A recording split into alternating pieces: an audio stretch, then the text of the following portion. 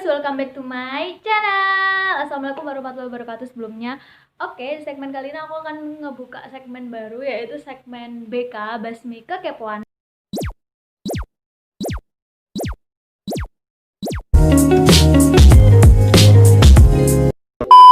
Nah, di segmen kali ini aku akan ngebahas tentang disrupsi. Jadi kita akan mengenal lebih dekat apa itu disrupsi, membasmi kekepoan tentang disrupsi. Oke, kita lanjut aja. Check it out.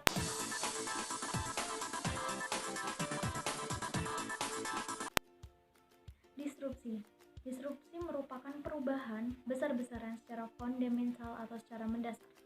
Perubahan-perubahan yang disebut ini maksudnya adalah perubahan-perubahan dalam segala aspek akibat digitalisasi dan IoT atau Internet of Things, atau yang bisa kita bilang internet untuk segalanya.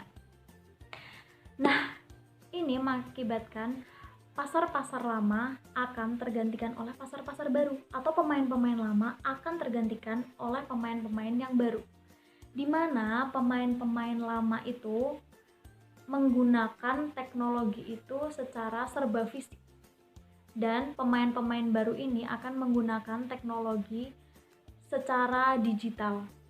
Nah, dengan adanya teknologi secara digital ini, maka akan menghasilkan barang-barang, sesuatu yang benar-benar baru, dan itu akan jauh lebih efisien.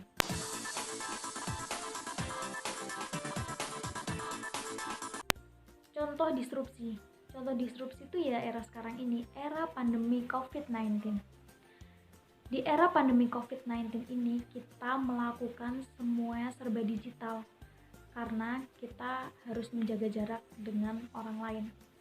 Seperti halnya kalau dulu kita mau berbelanja itu kita harus ke pusat perbelanjaan, kalau sekarang udah ada online shop yang memudahkan kita bertransaksi dan juga memudahkan kita untuk mendapatkan suatu barang. Ya walaupun sebenarnya online shop, kalau nggak Gojek, kalau nggak taksi online, itu tuh emang udah ada sejak lama ya bahkan. Cuma karena adanya era pandemi COVID-19 ini loh, ini ngebuat yang awalnya itu penggunanya tuh misalnya 25% ya, itu jadi 50%. Yang awalnya penggunanya 50% itu jadi 75% karena adanya pandemi COVID-19. Maka disrupsi itu semakin meningkat ya, perubahan besar-besaran itu semakin meningkat dan semakin terasa gitu. Ya, jadi era pandemi COVID-19 ini disebut juga dengan era disrupsi.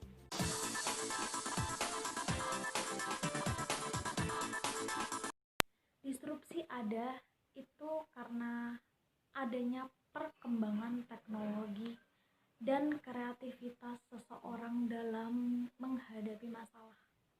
Seperti halnya dulu ketika belum ada ojek online, itu ada orang yang mencetuskan, mungkin karena dia merasa kalau kita setiap saat harus ke pangkalan ojek online itu nggak efisien, makanya dia mencetuskan untuk gimana kalau misalnya kita ngebuat aplikasi ojeknya itu secara online, bukan ojek itu secara offline yang kita harus datang ke pangkalan. Nah, dengan adanya inovasi baru itu dan dengan adanya kemajuan teknologi itu, maka itulah yang mendorong disrupsi itu ada.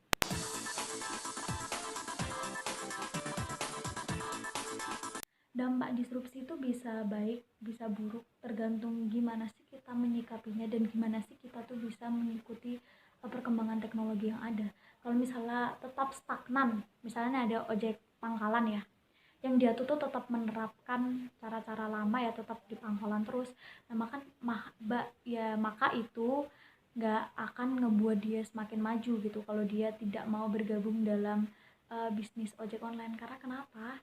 Karena kalau dia tetap stagnan di start itu dan dia tidak memiliki pikiran maju untuk menghadapi era ini, maka orang-orang yang seperti itulah yang akan terombang-ambing di era disrupsi ini.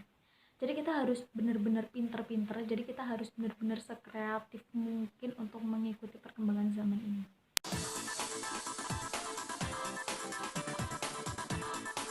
Aku akan memberikan tips-tips untuk menghadapi era disrupsi. Pertama, kita tuh harus mengembangkan sumber daya manusia dalam bidang IT. Jadi ini untuk anak-anak IT, kalian tuh wajib bersyukur banget karena otak-otak cerdas kalian itu yang akan digunakan dalam era disrupsi ini. Untuk anak-anak yang tidak bergerak dalam bidang IT, kalian nggak perlu khawatir karena kalian bisa mengembangkan ide-ide kreatif kalian untuk menjalankan bisnis kalian. Contohnya bisnis per YouTubean nih. Berarti kalau misalnya kalian ingin bisnis per YouTubean, berarti yang kalian perhatiin itu adalah konten apa sih yang sekarang tuh lagi booming dan lagi bener-bener menarik audiens. Nah, kalian harus memikirkan tentang konten itu dan membuat tentang konten itu, dan syukur-syukur bagus-bagus kalau misalnya kalian tuh bisa lebih kreatif lagi untuk merombak konten itu sehingga konten itu bener-bener menarik banyak audiens.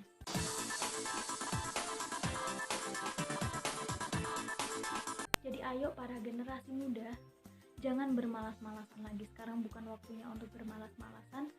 Ayo kita semangat untuk menghadapi era disrupsi ini. Jangan sampai disrupsi ini mengakibatkan kita terombang-ambing dengan arah yang gak jelas, menyebabkan kita putus asa. Jangan sampai itu terjadi. Malah justru di era disrupsi ini kita harus benar-benar bisa mengembangkan ide kreatif kita. Kita harus benar-benar bisa berpikiran relevan dan maju. Kita harus benar-benar sebagai generasi muda, kita tuh harus benar-benar bisa menghadapi era disrupsi ini menjadi lebih baik. Ayo generasi muda, ayo menjadi generasi yang lebih kreatif. Ayo kita bersama untuk menghadapi disrupsi ini. Guys, semoga materi yang aku sampaikan ini bermanfaat dan bisa memotivasi kalian. Dan see you on the next video. Dadah! Don't forget to like, comment, share, and subscribe, okay?